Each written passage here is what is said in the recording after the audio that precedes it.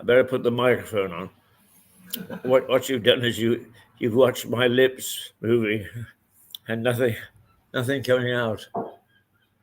I do that all the time.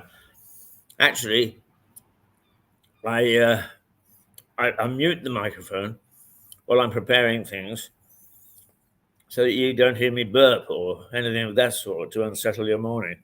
Then I forget to put it back on again. Anyway, let me repeat that Deck has managed to get the beer in this morning, first thing. It's all ready to be poured, and that the probability is, if the weather stays fine the way it is at the moment, what is it, at 10 o'clock or 10:30? First ball? Yeah. 11 o'clock. Oh, 11 o'clock. At 11 o'clock, the first ball of the first test of the present series will be bowled at Lord's. And to sportsmen, and particularly cricketers, that's an important moment in the sporting calendar. The first ball of the first test. And so it will be celebrated here with a couple of pints, the big television screen on, and the two sides being watched closely by a critical audience. So there you are. That's what's on the cards. No, John Prideaux, artificial intelligence expert, will be here at 9 o'clock with his usual very analytical look at AI. Much nonsense is talked about. Yes, I almost said it. Much nonsense is talked about artificial intelligence. John cuts through because what he does is he looks at all the claims and then actually goes and tests them himself. And so he knows what works and what doesn't work. As for Philip, well, he is actually the new senior producer, taking over from me, who's the executive producer. I just wave my magic wand and say, that's what we'll do, chaps, and then I'll leave it to somebody else. Philip will be with him, and the two of them will steer you through the mysteries of AI. Then at 10, we should have Alex Kirby, who's the environmental expert, former BBC senior editor, head of department on environmental matters. And he will be here to discuss with Stuart questions relating to the environment. What is being done, what isn't being done, what should be done. And that will take us through to about 10:30.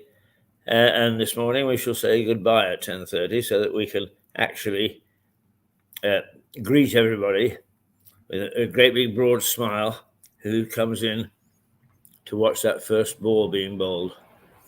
And if there is nobody, I suspect there'll be plenty, if there is nobody, then Deck has said he's going to put a gallon of beer on the captain's table, which is his table in the pub, and the two of us have got to actually get through it before noon.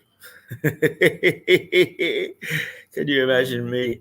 My lips would be all rubbery. Okay, enough badinage, because I've got something quite serious to talk to you about this morning. And that is CSR. What is CSR? You say CSR to most people, and they don't know what you're talking about. CSR are the initials for corporate social responsibility. Corporate social responsibility is the responsibility which business has to its surroundings, its environment. Environmental matters, yes. Employment matters, yes. But also to the consumers and to the people generally in the areas that it operates. It's fairly big business in most countries, and there are 176 countries that have signed up to the United Nations pledge for corporate social responsibility, which covers things like famine, but also boy soldiers, children working, and so on. And that pledge means that in many ways, companies who decide that they want to have business in overseas countries need to observe the rules of corporate social responsibility. And generally speaking, we've got all sorts of legislation in this country that covers corporate responsibility, but it's all splintered. We are not signatories to the United Nations. We're not one of the 176 countries.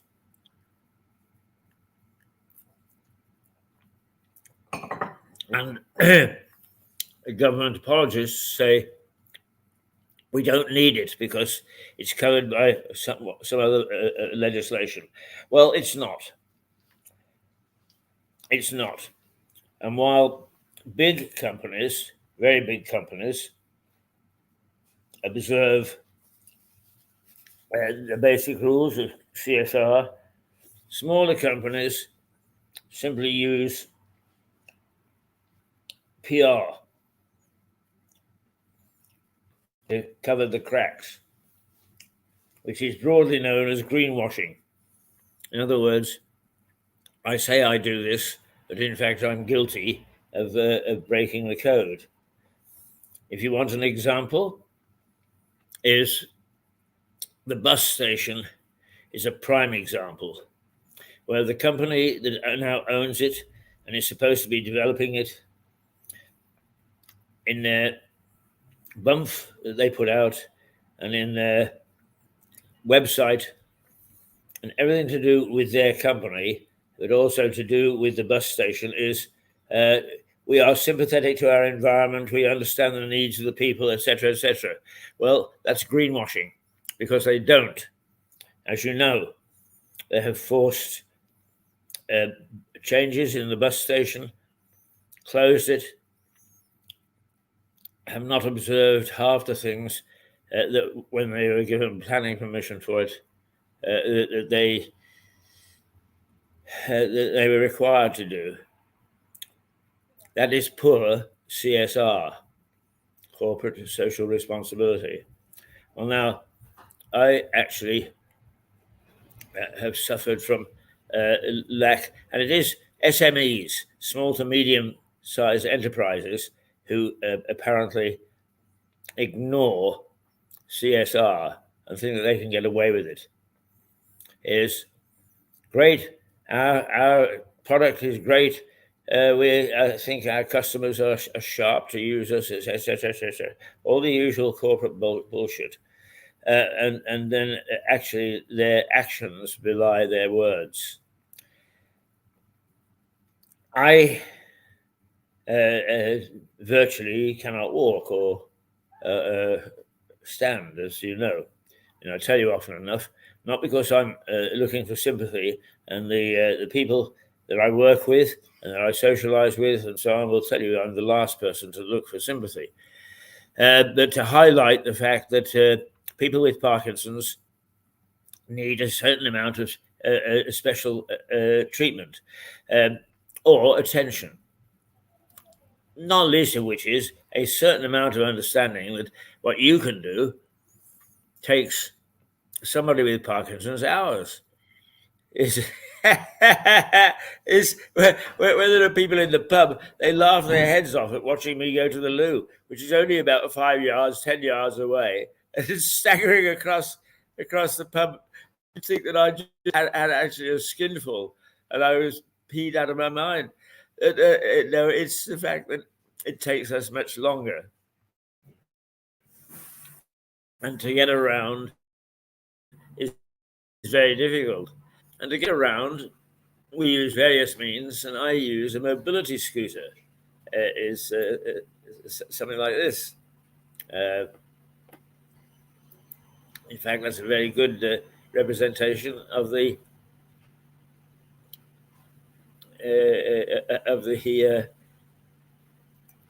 Red Devil, as we call it. And I've had it for just a little over a year, and it has never, ever been terribly satisfactory. We had to change the transformer a couple of times, and the charger has gone twice, and they've come out, and it's under a 2-year warranty. But there are some exceptions. Now, people say, well, did you read the fine print? Of course I didn't read the fine print. Nobody reads the fine print. It's there, and you assume that people are being fair with you.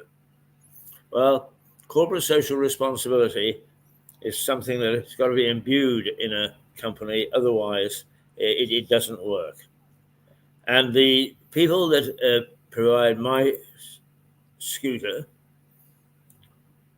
this is a fair facsimile of mine, although it's not an exact replica. is known as TGA, have not adopted social corporate responsibility. So I've been having problems, battery problems or power problems with the scooter over a period of about 6 or 8 weeks, perhaps longer than that. And they send somebody out who is a delightful man. He's a lovely man. And he's as fastidious as he can be with the limited resources that he's given to check out the scooter. Well, yesterday he came again because the scooter hasn't been working. And let me tell you, the reason that I'm on about corporate social responsibility this morning is because companies such as TGA should have CSR and understand the people to whom they sell these things and whom they look after. Well, they're very pleasant on the phone. I'll give them that. But they have no sense of CSR and do not practice it. Because when they came out yesterday, is Roger, the technician, determined that it's possible that there is a battery problem, which went undetected in his other examinations. I can't replace them because they're not covered by warranty. It's a 2-year warranty. But there are exceptions. And the batteries are one of the exceptions. So we phone the office. And the girl says, let me check. No, they're not covered. If you want them replaced, which according to Roger is the only way I'm going to get this damn thing moving again, it's going to cost 170 quid or something. You just pay the driver, technician, engineer, and he will replace them. Well, hang on. I'm 84. I'm not mobile. I don't get any fee for doing this television program, which I do 5 days a week. Can I pay in installments? Oh, no, not for this. You've got to pay the driver. Now, this lady is talking to a typical customer. Elderly, infirm, real problems, have the scooter as a lifeline. Only way to get around is by this vehicle. And how much did she care? None. Not one little bit. Here is the rule book. This is how we deal. Well, I can't say that they didn't break any business rule that I'm aware of, but they certainly have no concept of CSR. No leeway, no dealing sympathetically with the customer who has got a real problem and who, if they had any concept at all about the problems faced by their clientele, by their customer, for their product, they would have been able to have said, well, hang on, let's see if we can negotiate some sort of a deal that will enable you to have the scooter, get you out and about, stop the isolation which you're suffering at the moment because of our machine. And we will feel good about it. You'll feel good about it. It will add to our corporate image in a very positive way and probably result in more business. No. We live by the rule book. Okay, so this is TGA. Now, I've told you on many an occasion that Deck is an extremely kind man, and he pauses in his duties to his customers to help me. So he called another company. Their response was, it'll cost 75 quid to come out and just take a look. Never mind about whether it needs anything else. That's just 75 quid. Oh, hang on. Oh no, I'm wrong. I am so sorry. It'll cost 100 quid. At this stage, we begin to realize that these mobility companies, none of them being medium-sized companies, practice corporate social responsibility. And why should they? Because Britain isn't one of the 175 companies that are signed up to a CSR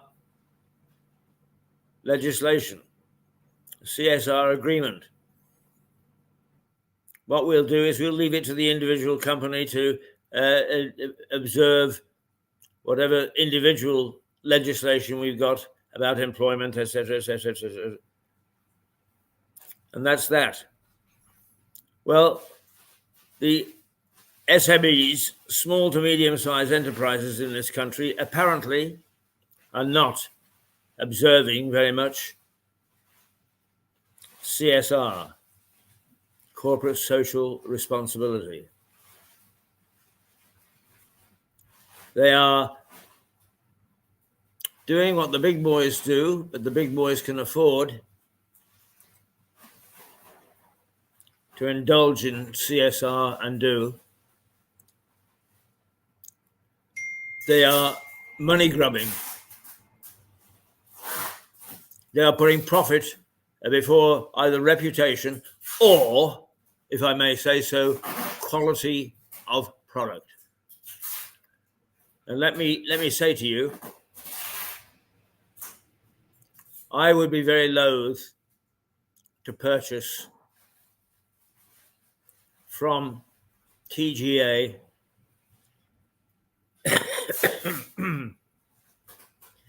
a second time one of their scooters. The quality is not good. Their scooters keep breaking down. And they are only partially ready to take responsibility to make sure that they can get them back together again. So, I just give you a warning. Just give you a warning. If you want to buy a mobility scooter, which many of us need, and some of us can get help from a variety of sources to buy one of these scooters, do not go to TGA.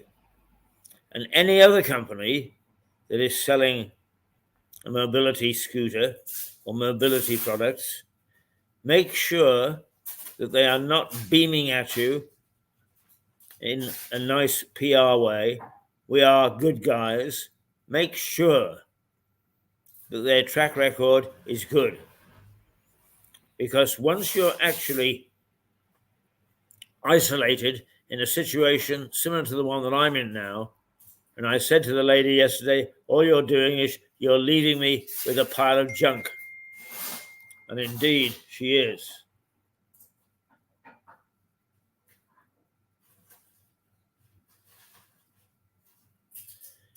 Right, somebody has just emailed saying that they've got a new battery on a car. But this is a car. I'm talking about these mobility scooters. And anybody in the mobility business should realize that their customers are a special case. Take away the product and you're isolated. Oh, you read in the paper, old people are lonely, etc., etc. They bloody well are, if they're left by the people peddling mobility products who put out cheap goods that break down, or if they claim they've got quality stuff, don't do a proper buck-up. The big problem with this, I did get some help from the Parkinson's Society. And the Parkinson's Society will not help you unless you deal with this particular company. Is there some back scratching going on there? Because that actually starts a monopoly. And there are a lot of people, well-meaning people, who are giving their time and effort to helping Parkinson's organizations, who I'm sure do not know that the main organization and at least one company are flouting not only CSR, but also common, ordinary decency in their business day. If you're about to buy a mobility scooter, because they look great, they really do, make sure, A, that the product has got a good track record, and secondly, the company who are selling to you understand corporate social responsibility. You may not remember that term, but remember CSR. CSR. Because it is widespread across the country with small to medium-sized enterprises, SMEs as they're known, that make up something like 90% of the British economy. 90%. The charge of us being small shopkeepers is absolutely right. But we are successful enough to be the backbone of the British economy. And the government has no legislation in place to protect us from those people who will not play the game. And we have a large number of people who simply use what they call PR to paper over the cracks.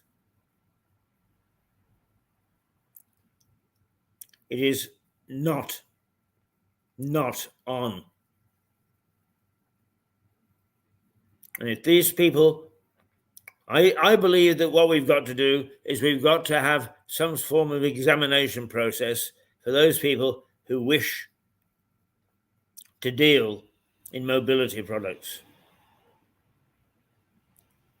That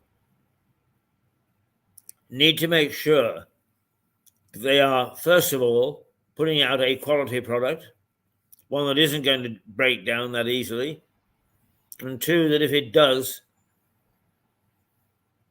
that it's not just written down in a contract of sale, and the moment that that contract seeps over and is out of contract, that they dump on them, on their clients, because now they have not only got a dissatisfied customer, but also a proponent for change, which they may not want. But this is what Mirador is all about. We're small, but our influence is quite widespread.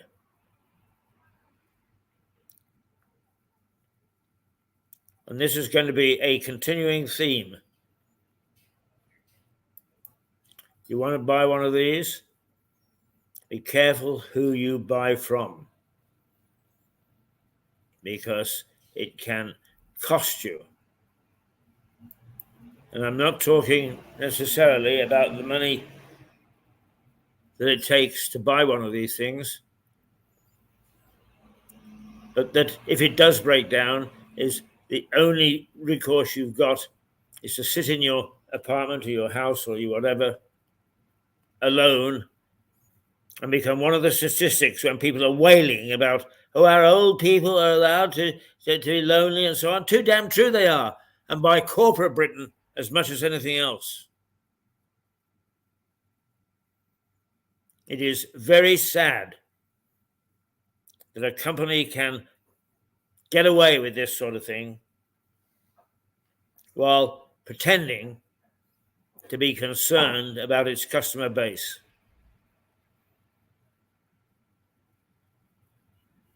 I am the victim, and I'm not crying over it. Even though I can't move, and actually what you do is you see me sitting here. My daughter said the other day, because she was watching, and she said, nobody would know that you can't walk, can't stand. No, you wouldn't. I look perfectly okay, but I'm not. And I depend to some extent upon aids. And if I have an aid, I like to think that I'm dealing with an honest and decent company. And I'm also dealing with a company that doesn't peddle junk products. Let me just remind you again about the Red Devil, the mobility scooter, because when I'm next going to get that back on the road, and I don't want to go far, I just want to go from my home, which is just on the edge of the town, into town, about 2 or 3 miles, catch a bus. And I do. But have you any idea, when you can't walk and you can't stand, what an odyssey it is to go and catch a bus? I'd much rather sit on a stool at the bar. I'm laughing because I feel sorry for the people who actually probably they believe that they're eminently suited to providing products for people who are forced into immobility. They're deluded. They're fooling themselves. And it's important that if the British government will not introduce CSR legislation, that people like us point out who is honourable, who isn't honourable, who sells good quality products and who doesn't. And this one, on your own head, if you go via TGA. Right. Thank you. The Chief of Staff, he provides all sorts of things, Is I'm sitting here ruminating in the morning and he brings coffee. There's a man who understands his pub, is a CSR pub, because actually, when this mobility scooter is broken down, the bar staff have sort of said to one of them, you look after the pumps, you pull the pints, we're off to rescue Keith's scooter. We've got a piece of video somewhere of Joe on the scooter, thoroughly enjoying himself. And I think it was Deck with him taking videos of him. This is a CSR, corporate social responsibility pub, believe me, and well worthwhile supporting. So you come and get your pint here, because you'll be supporting somebody who believes in the community. But anyway, that is my rant for this morning, and I'm going to actually rant a lot more about this issue, not only of CSR, but of mobility companies, because they play an important role in our community to make sure people like me can take a much more vital role ourselves and keep providing whatever talents we've got, even though we find it difficult to move around. It is important that we understand legislation of this sort. CSR.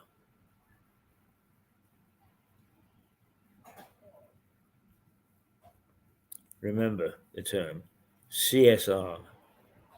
And perhaps if we push harder CSR, we might get something decent done with the bus stop in the middle of Lewes, which is becoming an eyesore, but is performing no useful function whatsoever, despite the fact that the company concerned has on its website the wonderful things and how it integrates with the community and listens to the community and so on. Absolute rubbish, absolute nonsense. So let's keep up the pressure. Let's let these people know. We don't mind paying their prices. We don't mind contributing to their profit structure as long as they played the game. And when they don't, it is time for them to quit, to go, to shut down. Okay. Let's take a quick look at the papers. Let's look at the weather first of all, because it's going to brighten up at Lord's for the first ball of the first test. I was going to say for the first summer, but there's no guarantee it's going to be summer. But we can expect 19 degrees here, so it'll probably be a little warmer in London.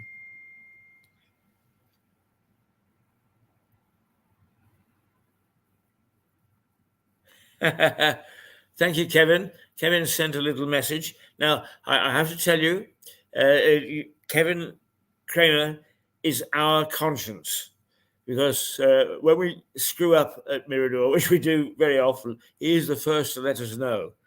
But this morning he said we're doing a good job. So thank you, Kevin. It makes me feel much better, particularly on a day where yesterday I really had a very low day. It doesn't take me long, particularly when I have a little chat to Deck first thing in the morning, is to bounce back. But it's good to know that we've won your approval this morning. Anyway, 19 degrees today and cloudy this morning, brightening up this afternoon, so that at 4 o'clock, which is about the time they take tea at Lord's. No, it's earlier than that. It's 3 o'clock. Well, they might have to put tea off until 4 o'clock, because then the clouds are going to sweep away, and it's going to be a bright evening right up until 7 o'clock tonight. And tomorrow is going to be quite nice. Yeah, it's going to be quite nice. So there we are. That's the weather. Now let's take a very quick look at the papers.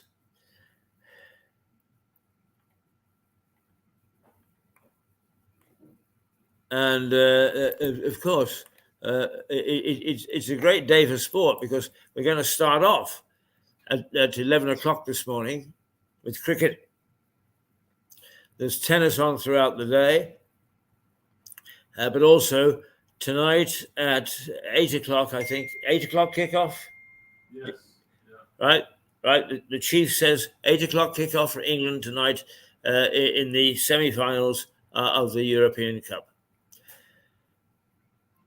So, the Mirror, England bid for Euro glory, and it shows some of the players with a delighted look on the face when they actually got through last time. It was on Saturday. The Metro, that's the London paper, England aim for Euros final. It's now or never.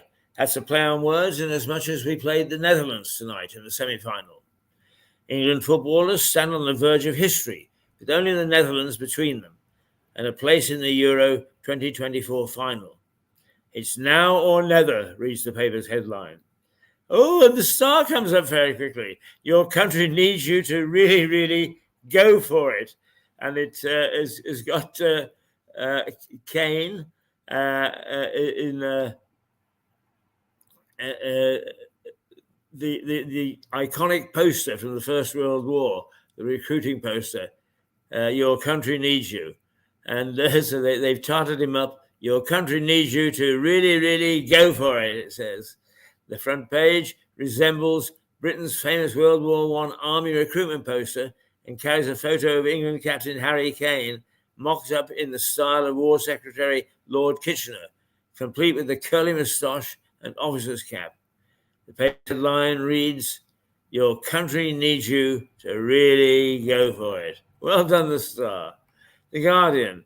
Starmer calls on NATO to raise defence spending. Right? The Guardian also carries a photo of England players training on its front page, saying Gareth Southgate has urged the team to step up. Its lead story reports that Prime Minister Sir Keir Starmer is planning to launch a major review, setting out plans to spend tens of billions of pounds more on the military.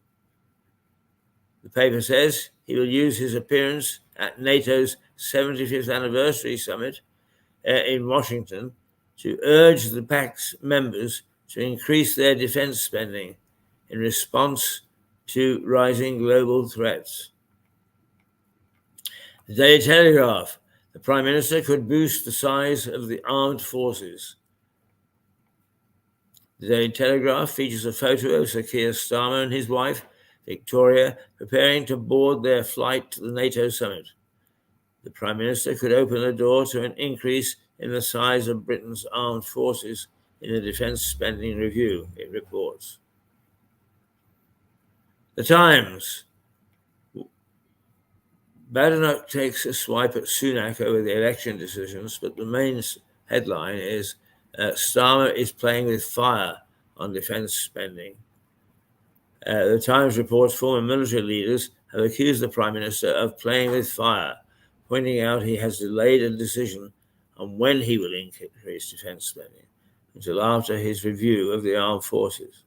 Sir Keir insisted he was committed to raising spending, but the Times says he is under pressure to set out a timetable for bringing in the increase from 2.3% of GDP to 2.5%. Daily Express. Cleverly, Labour has hung a huge open sign on the White Cliffs of Dover, and former Home Secretary James Cleverly says the government decision to abandon Tory plans to send some migrants to Rwanda for processing are the focus of the main story in the Daily Express. The paper says senior Tories have accused Labour of taking the people's smugglers' side, as they believe the move, as well as changes to rules on claiming an asylum, could result in more cross-channel crossings in small boats. Labour say their plans will free up money for stricter border controls. The Eye.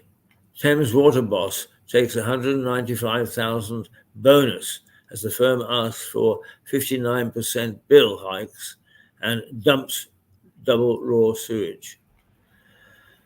The Eye reports the news that the boss of Thames Water took a $195,000 bonus as the debt-laden company ceased to raise new money from investors and hike bills for customers. Chris Weston defended his decision, the paper notes, saying the struggling utility firm needs to attract the best talent. The Daily Mail. Britain's most despicable drink driver. 3 times over the limit, he drove into the car in front at 141 miles per hour and killed baby Zachary, then told police sometimes mistakes happen. The Daily Mail labels a man who killed a baby boy and his aunt in a motorway crash while speeding at 141 miles per hour and 3 times over the alcohol limit. Britain's most despicable drink driver. Daryl Anderson, 38, was jailed for 17 years at Durham Crown Court. Financial Times. Dyson deal blows a blow to Labour's growth by axing quarter of UK staff. Chief of Ailing Thames Water defends a bonus despite the plan for robust bill rises. The Financial Times leads on Dyson's decision to axe about 1,000 jobs in the UK, more than a quarter of its British workforce.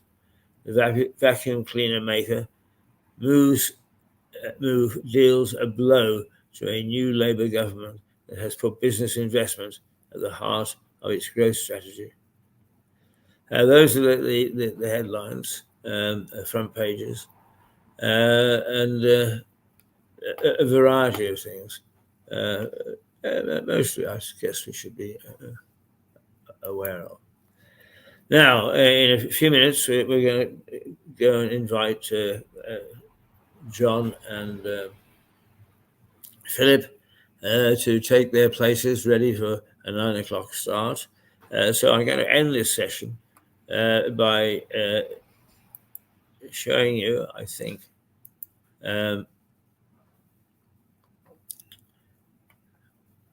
hopefully, we research very carefully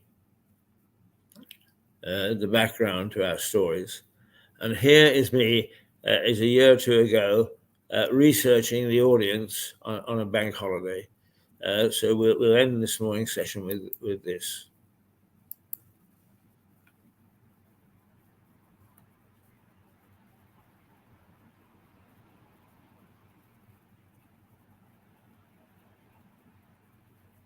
Well, there's nobody around this morning. It's a bank holiday.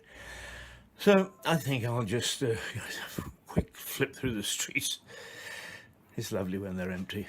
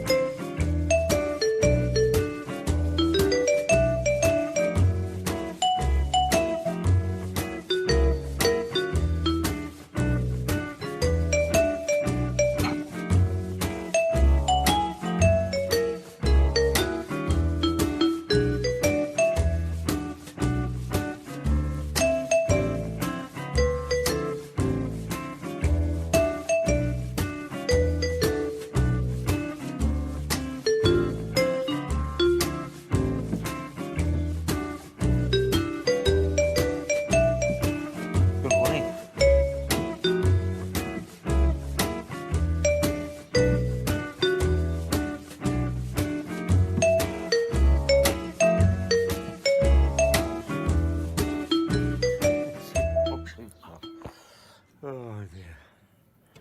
What do I do for love?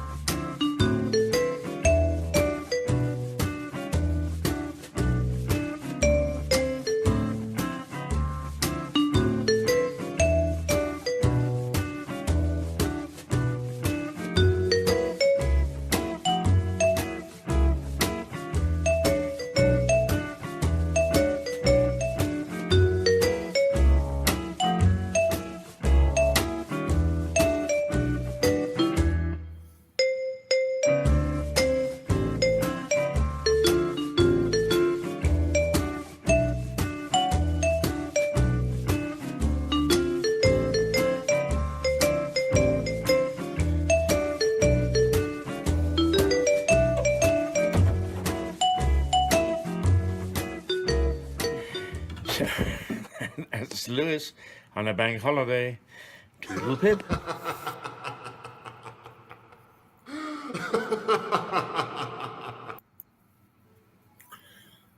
Well, as Philip has joined us, and you can see nothing stops us doing first-class research and hands-on research.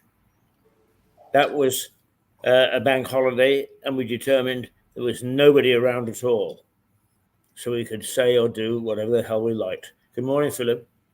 Good morning. I wish Arundel was like that on a bank holiday. It's a bloody nightmare here. In fact, most weekends, any time of the year, it's very congested in the centre with visitors. Great for the businesses. Well, what's left of them. You know, it's basically, as I've moaned about before, it's pretty much coffee shops now. But there we are. It's catering for the demand, isn't it, Keith? So It is. If that's what they want and they make money as a business, it's the way it is.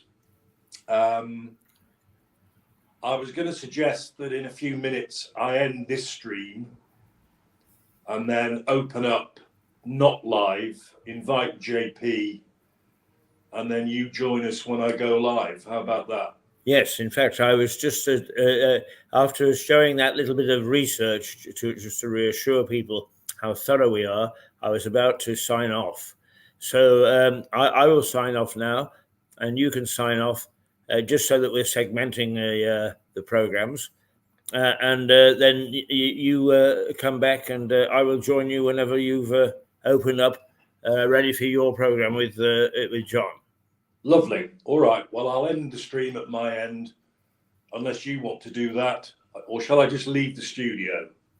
Just leave the studio, and I will shut down, and then that leaves it clear for you to open up at your end. Okay. See you soon. Okay. Good. Well, we know that our next program is in the works and ready. So, with reminding you about CSR and how important it is for small businesses to have it embedded in their businesses. Let's say toodle pip for a minute or two, and we'll be back.